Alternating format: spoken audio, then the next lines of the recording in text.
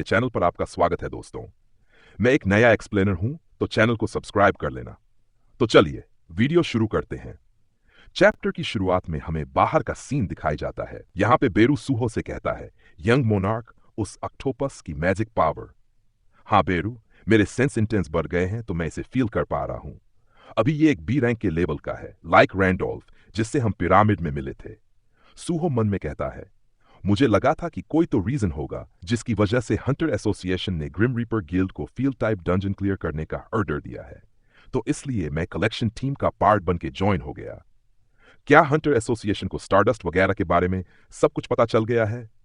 अगर Hunter association इस mission को और ज्यादा इन्वेस्टिगेट करेगी तो उससे अपोस्टाइल की इंफॉर्मेशन निकालना मुश्किल हो जाएगा। सूहो इस एक्टोस से पूछता है, अपोस्टाइल अभी कहां पर है? ये सुन के अपोस्टाइल अपने मन में कहता है, जैसे अपोस्टाइल ब्लैक मास्क वाले को ढूंढ रहा है, वैसे ये भी अपोस्टाइल के पीछे है। ऑक्टोपस अपने टेंटिकल से सूहो के पैरों को पकड़ लेता है और कहता है, तुम्हें जल्दी पता चल जाएगा, क्योंकि मैं तुम्हारी वो हालत करने वाला हूं जिससे तुम कोमा में चले जाओगे। फिर मैं तुमको अपोस्टाइल को ऑफर कर दूंगा। अब मेरे टेंटिकल्स ने तुम्हें पकड़ लिया है, तो तुम मेरी भयंकर स्ट्रेंथ से छूट नहीं पाओगे।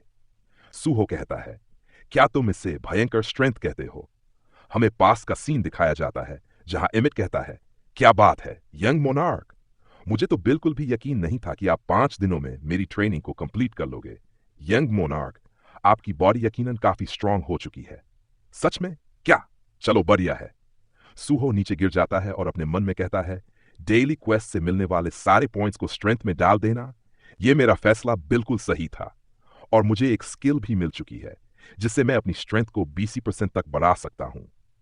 प्रेजेंट में हम देखते हैं कि सूहो अपनी स्ट्रेंथ से इस एक्टोपस के टेंटिकल्स को फाड़ देता है। इसके बाद वो दूसरे 2 डीमंस को भी खत्म कर देता है। फिर सूहो ऑक्टोपस के पास जाकर कहता है, सुन बे, मैं तुझसे और एक बार पूछ रहा हूं, अपोस्टाइल कहां पर है? चुपचाप बता दे, वरना मैं तेरी ऐसी हालत कर दूंगा कि खाने और धोने के लिए तेरे पास एक भी हाथ नहीं बचेगा। अरे सॉरी, तेरे पास तो ये घटिया से टेंटिकल्स है ना। साले, शराफत से बता दे, वरना तेरे सारे पूर्जे काट डालूंगा। लेकिन भाई, ऑक्टोपस सूहो की बात नहीं मानता और वो उस पर अटैक करने आ जाता है। वो कहता है, तुझे क्या लगता है कि तू ऐसे पूछेगा और मैं तुझे बता दूंगा? हाँ, ऐसा क्या? सूहो कहता है, क्या करें यार, बेवकूफ की कमी ही नहीं होती, बिना ढूंढे 2-4 तो मिल ही जाते हैं। सूहो ऑक्टोपस की बॉडी से उसका सर उखाड़ देता है और फिर उसमें बहुत सारे स्लैश मारता है। ऑक्टोपस अभी भी जिंदा होता है और अपने मन में कहता है, आखिर ये कौन है?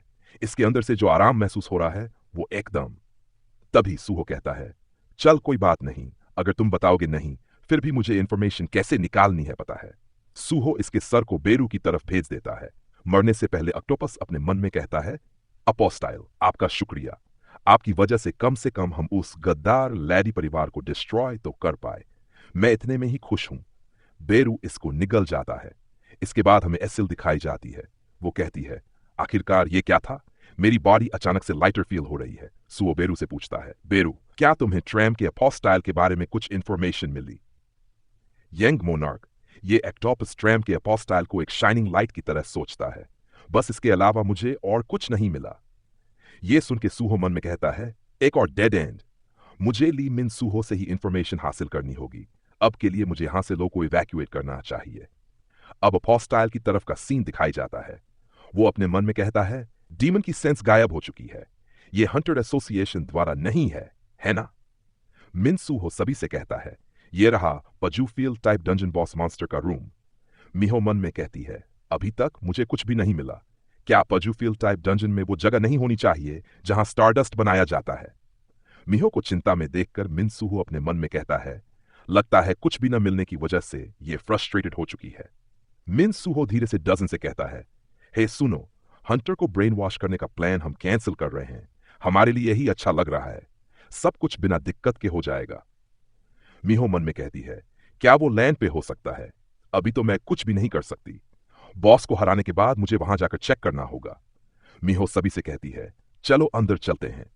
तभी हम देखते हैं कि डोजन मिन सूहो की गर्दन में स्टारडस्ट का क्रिस्टल इंजेक्ट कर देता है। मिन सूहो कहता है, अरे तुम ये क्या कर रहे हो? डजन कहता है, क्या मैंने तुम्हें नहीं बताया था कि इस पार्टी में जितने भी हंटर्स हैं, मैं उन्हें अपने फॉलोअर्स में बदलने वाला हूं। कोई ऐसा जिसे हम चुनते हैं जो हमारे साथ काम करता है, उनकी एक सर्टेन वैल्यू भी होनी चाहिए।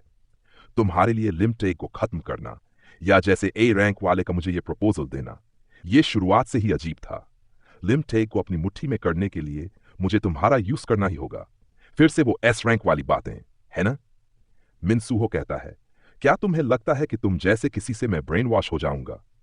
तभी मिनसूहो एक अलग ही एरिया में आ जाता है। हम इसे एक छोटा सा पॉकेट डायमेंशन कह सकते हैं। वहां मिनसूहो के ऊपर अपोस्टाइल का मार्क आया होता है। वहां लिखा था, सुप्रीम जैसा विश कर रहा है, साले उसके हिसाब से चल। और यहां पे हम देखते हैं कि मिनसूहो भी अब अपोस्टाइल के वश में आ चुका है। आगे अपोस्टाइल अपने मन में कहता है, चलो अब अगले की ओर बढ़ते हैं। आजू फील्ड टाइप डंजन के बाहर का सीन दिखाया जाता है, जहां चोई जंग और टैगो बाहर कार में बैठे होते हैं। चोई कहता है, अगर सिग्नल गायब हो गया तो यह सिग्नल होगा कि पार्टी ट्रबल में है। समन का समन हमें हालात के बारे में बताएगा। यह आइडिया बहुत ही बढ़िया है ना? मतलब डंजन के अंदर वैसे भी कोई डिवाइस काम नहीं करता, तो यह प्रॉब्लम सॉल्व हो चुकी है। खैर, मैं तो होप करता हूं कि एस रैंक को इवॉल्व होने की जरूरत ना पड़े। साथ में मैं ये भी होप करता हूं कि लिम मिनसूहो कोई दिक्कत खड़ी ना कर दे। टैगो कहता है, लिम टैगू, तुम चिंता में हो ना? या तुम मुझे जानबूझकर परेशान करने की कोशिश कर रहे हो? अरे नहीं नहीं, बिल्कुल भी नहीं। चोई, लगता है तुम काफी ज्यादा जेलस हो क्योंकि नया एस रैंक हंटर हमारे गिल्ड में ज्वाइन हो गया है। मैंने सही कहा ना? ओह, ऐसी कोई भी बात नहीं है। हमारे गिल्ड के पास ऑलरेडी टैलेंटेड हंटर्स हैं। चोई, लानत है, मुझे यकीन नहीं हो रहा है कि उस स्टिमुलेशन का हाथ है। गिल्ड मास्टर होने के नाते ये सब जो हुआ है उसकी रिस्पॉन्सिबिलिटी मेरी है। मुझे ऐसा फील हो रहा है। अगर मैं हालात को सप्रेस कर लेता हूं तो चोई, मुझे यकीन है कि तुम अपने बीच में ना आने के प्रॉमिस को निभाओगे। हाँ हाँ, तुम संभाल लोगे तो मैं कुछ भी नहीं करने वाला। वैसे भी मुझे लोगों को हर्ट करने में कोई मजा नहीं आता। यहां डंजन के अंदर हम देखते हैं कि ये लोग बॉस मॉन्स्टर से लड़ रहे होते हैं। लिम मिनसूहो भी अभी फाइट कर रहा था। फ्रैगमेंट बस तमाशा देख रहा था। उसे देख के मिहो अपने मन में कहती है, इस रैंक की तरह एक्ट और दूसरों को काम करने देना। खैर, वैसे भी हम उसके सीनियर्स हैं। साथ ही मुझे यह समझ आ रहा है कि बॉस के रूम में आने के बाद लिम मिनसूहो अपना पूरा जोर लगाकर लड़ रहा है। फ्रैगमेंट अपने मन में कहता है, अभी तो मैं देखना चाहता हूं कि आगे क्या होगा। स्टारडस्ट भी या उससे ऊपर के रैंक वालों पर कोई असर नहीं करता, लेकिन स्टार फ्रैगमेंट जो स्टारडस्ट से कंडेंस होकर बना है, वो बी रैंक वालों को ए रैंक तक एडवांस कर सकता है। मिनसूहो भाई बहुत ही तगड़ी फाइट कर रहा है। यह सब देख के मिहो बहुत ज्यादा हैरान हो रही होती है। आगे फ्रैगमेंट अपने मन में कहता है, ऐसा लग रहा है कि ए रैंक हंटर को तुरंत स्टार्ट फ्रैग अवेकनिंग इफेक्ट से एस रैंक लेवल पर फाइट करना मुश्किल लग रहा है। ठीक है, ऐसा है तो ये रहा। तभी हमें बताया जाता है कि टाइल की 5 एबिलिटी में से एक फ्रैगमेंट के पास एम्प्लीफिकेशन की ब्लेसिंग है, जो पोजेस करने वाले लोगों के यूनिक ट्रेट्स को एम्प्लीफाई करती है। यूनिक ट्रेट का वेपन और मिस्ट बोर्न का फेट, ये दोनों ही स्टारडस्ट में स्टोर होते हैं और इन सबको एम्प्लीफाई किया जा सकता है। लिम सुहो के पास जो यूनिक ट्रेट है वो है मैजिक पावर। वो उसके वेपन से कनेक्टेड है। इससे उसके वेपन के स्लैश पावर को एम्प्लीफाई किया जा सकता है। फ्रैगमेंट, मजा आया? ठीक है, मैं यहां पे सिंपली बताता हूं कि क्या सीन है। ये जो फ्रैगमेंट जो टाइल है, उसके फ्रैगमेंट्स के पास एक एक यूनिक एबिलिटी जैसा कुछ तो है। और जो लोग स्टारडस्ट खाते हैं तो उनकी पर्सनल एबिलिटी होती है। वो स्टारडस्ट खाने के बाद एम्प्लीफाई हो जाती है, यानी स्टारडस्ट उनकी एबिलिटी को इंक्रीज करता है। नोट, ये फैन मेड ट्रांसलेशन है, तो इसमें कुछ गलतियां हो सकती हैं। कभी कभी समझना मुश्किल हो जाता है। आगे फ्रैगमेंट अपने मन में कहता है, मिनसूहो, चलो मुझे दिखाओ कि ब्लेसिंग मिलने के बाद क्या तुम उस एस रैंक को अचीव कर पाओगे जिसकी तुम्हें हमेशा से चाह थी। लिम मिनसूहो की पावर अचानक से बहुत ज्यादा बढ़ जाती है। वो एक ही स्लैश में इस बॉस मॉन्स्टर को खत्म कर देता है। यहां डंजन के बाहर इन दोनों को भी ये पावर महसूस होती है और ये दोनों बहुत हैरान हो जाते हैं। फ्रैगमेंट अपने मन में कहता है, क्या हायर रैंक वालों को एम्प्लीफिकेशन देने के बाद उनको जो थकान मिल रही है वो बहुत ही ज्यादा है और ये एस रैंक लेवल पर बस कुछ ही समय के लिए जा पाया। ज्यादातर एम्प्लीफिकेशन ऑलरेडी गायब हो चुका है। बुरी बात है, लेकिन मिनसूहो, तुम्हारे पास वो वेसल नहीं है जो एस रैंक की पावर को कंटेन कर पाए।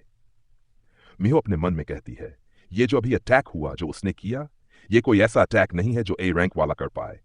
क्या स्टारडस्ट हाई रैंक वाले हंटर्स पर इनइफेक्टिव नहीं होता? या फिर स्टारडस्ट के अलावा भी कोई स्टिमुलस है? तभी हम देखते हैं कि मिनसूहो अपने होश में आ जाता है और वो फ्रैगमेंट के सीने में अपनी सोर्ड घुसा देता है। मिनसूहो कहता है, मैंने कहा था न तुझे, तू मरेगा उस बात के लिए। फ्रैगमेंट कहता है, तुझ जैसा कोई मेरा ब्रेन वॉश नहीं कर सकता। जो पावर तूने मुझे दी थी, आखिरकार मैंने उसको अच्छे के लिए ही यूज कर लिया। ली मिनसूहो को देखकर सब पूछते हैं, तुम अपने फेलो हंटर पर ऐसे अटैक कैसे कर सकते हो?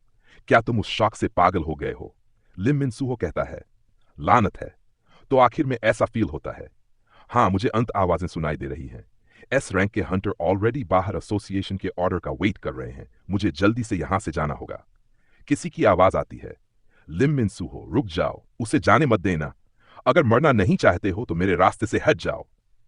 लिम मिनसूहो बहुत तेजी से यहां से निकल जाता है। हंटर ली चल सूहो बाहर जाकर कहता है, जल्दी से एस रैंक हंटर को सिग्नल दो। अच्छा, ठीक है। तभी पीछे फ्रैगमेंट उठ जाता है और कहता है, जब तक किसी के पास स्ट्रांग माइंड है तो वो मिस्टबॉर्न की एफिनिटी को रेजिस्ट कर सकता है।